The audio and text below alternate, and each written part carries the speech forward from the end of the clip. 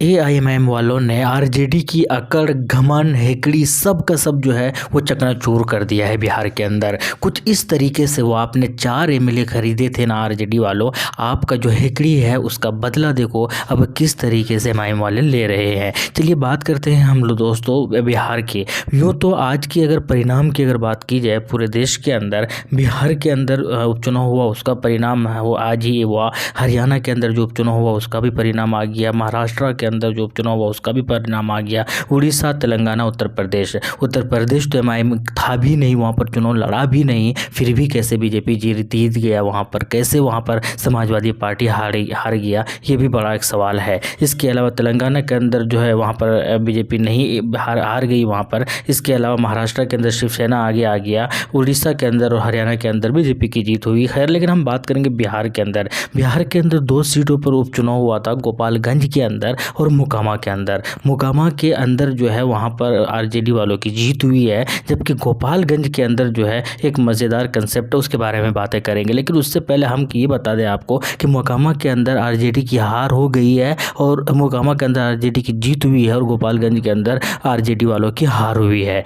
जब वो चुनाव का वक्त आया था ना दोस्तों, जब उपचुनाव का ऐलान हुआ था, उस वक्त एमआईएम ने घोषणा किया था कि हम चुनाव लड़ेंगे गोपालगंज के अंदर, हम चुनाव नहीं लड़ेंगे मोकामा के अंदर। और ये भी कहा था कि मोकामा में हम कमज़ोर है इसलिए हम चुनाव नहीं लड़ रहे हैं ताकि वोटों का बिखराव ना हो। गोपालगंज के अंदर हमारी स्थिति मजबूत है, हमारी यूनिट अच्छी काम कर रही है, इसीलिए हम वहाँ पर चुनाव लड़ेंगे। ऐसा अब क्यों ना हो ऐसा कि मोकामा के अंदर जो है हम चुनाव जिस तरह से नहीं लड़ रहे हैं ताकि बीजेपी ना जीत जाए, इसी तरीके से आरजेडी वालों को चाहिए कि वो गोपालगंज के अंदर एमआईएम का सपोर्ट करे, समर्थन करे, ताकि वहाँ से बीजेपी ना जीत पाए और एमआईएम वहाँ से सीट निकाल ले। ये एक जो है एक तरीके का प्रस्ताव दिया था एमआईएम वालों ने और इस प्रस्ताव को जो है ठुकरा दिया था आरजेडी वालों ने। और आज नतीजा क्या हुआ दोस्तों, फाइनल रिजल्ट पर एक ध्यान देते हैं, एक नज़र दौड़ाते हैं। देखिए अब उसके बाद आपको बहुत सारी चीज़ें समझ में आ जाएंगी। फाइनल रिजल्ट देखिए गोपालगंज के अंदर जो विधानसभा है वहाँ का परिणाम का एक रिजल्ट एक नज़र देखिए। वहाँ पर बीजेपी की जीत हुई है कुसुम देवी की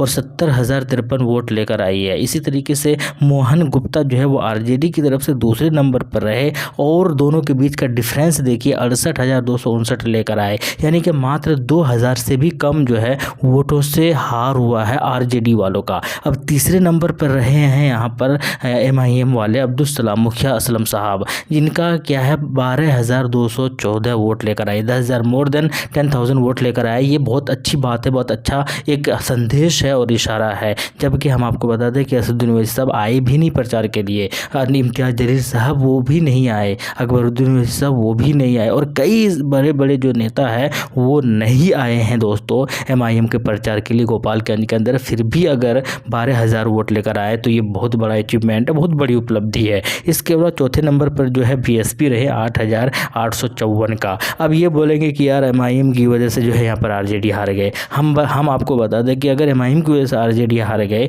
इनको 2,000 वोट चाहिए था और एमआईएम 12,000 वोट लेकर आए, तो आप बीएसपी को क्यों नहीं कहते? बीएसपी भी तो 8,000 वोट लेकर आए। इसके अलावा और भी कई सारे इंडिपेंडेंट कैंडिडेट थे और वो कुछ अलग अलग छोटी छोटी पार्टियों से, तो वो भी कोई 1,000 कोई 2,000 लेकर आए। तो आप किसी के ऊपर जो है ठेकरा नहीं फोड़ सकते, आप नहीं बोल सकते। एमआईएम खुद यहाँ पर अपनी स्थिति मजबूत कर रही है। आपके लिए अक्लमंदी यही होती कि आप वहाँ पर समर्थन दे देते। आप आरजेडी वालों को चाहिए था कि समर्थन दे देते एमआईएम वालों को, एमआईएम वाले वहाँ से जीत जाते। लेकिन मज़ेदार बात यही है कि जिस तरह और एमआईएम वाले क्यों बैठे, आपने उसके एमएलए खरीद लिए कि वो क्यों आपके लिए हमदर्दी दिखाएं, वो क्यों आपके लिए जो है आपको समर्थन दे कि वो चुनावी मैदान के अंदर ही ना आए। समझने की बात है दोस्तों, क्योंकि आपने उनके एमएलए खरीद लिया, आप उनकी पार्टी को ख़त्म करने की कोशिश कर रहे हैं, आप उनका अस्तित्व, एमआईएम का अस्तित्व ख़त्म करना चाहते हैं बिहार के अंदर, ताकि मुस्लिम का ये जो एक 100% जो वोट है जो है वो आरजेडी के खेमे में आ जाए। तो आप समझ रहे हैं इस चीज़ को, जब आप उनके लिए समर्थन नहीं दे रहे, आप उनको फेवर नहीं कर रहे हैं, आप उनको कमज़ोर करने की कोशिश कर रहे हैं,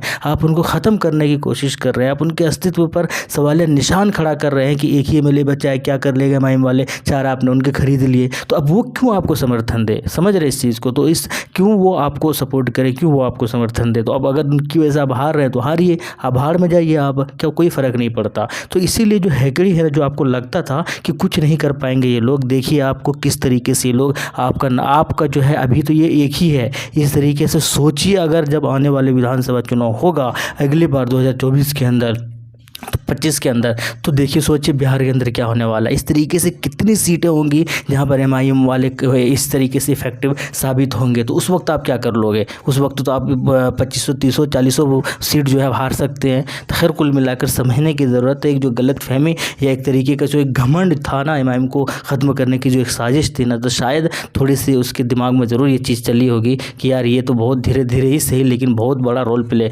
अक्लमंद यही होती उस पिछली बार चुनाव में भी और आने वाले चुनाव में भी कि कुछ सीटें उनको दे दो एमआईएम वालों को, ताकि वो भी मुसलमानों को रिप्रेजेंट कर सके, वो भी कुछ अच्छे एमएलए जीत कर जो है विधानसभा जा सके। खैर कुल मिलाकर यही आंकड़े हैं दोस्तों। अब आपको समझ में आ गया होगा किस तरीके से उनका घमंड जो है एमआईएम वालों ने तोड़ा। मैं खुश हूँ, मुझे फ़र्क नहीं पड़ता कि बीजेपी जीते या आरजेडी जीते या कांग्रेस जीते, मुझे फ़र्क बिल्कुल भी नहीं पड़ता। लिटरली मुझे कोई फ़र्क नहीं पड़ता कौन जीते या किसकी वजह से जीते। एमआईएम वाले अच्छा प्रदर्शन किया है, मुझे खुशी है, भले ही जीत हासिल नहीं हुई हो क्योंकि उतना ज़्यादा शिद्दत के साथ इतना वक्त था भी नहीं, लेकिन फिर भी अगर 10,000 से ज़्यादा वोट लेकर आए तो ये बहुत बड़ी बात है। आपका क्या कहना है कमेंट सेक्शन में बताइएगा। शुक्रिया जैन।